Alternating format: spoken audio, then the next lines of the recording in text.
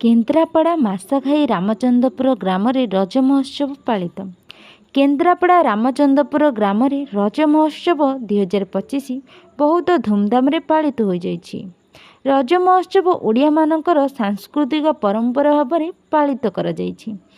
ନାଚ ଗୀତ ପୁଞ୍ଚି music chair ଦୌଡ଼ଡିଆଁ ତାସ ଖେଳ ଦୋଳି ଆଦି ଖେଳ ପ୍ରତିଯୋଗିତା କରାଯାଇ ରଜର ରାଜା ଓ ରଜର ରାଣୀ ବଛାଯାଇଥିଲା। ଗ୍ରାମରେ ସମସ୍ତେ ବହୁତ ଆନନ୍ଦ ଉଲ୍ଲାସରେ ପାଳନ କରିଥିଲେ।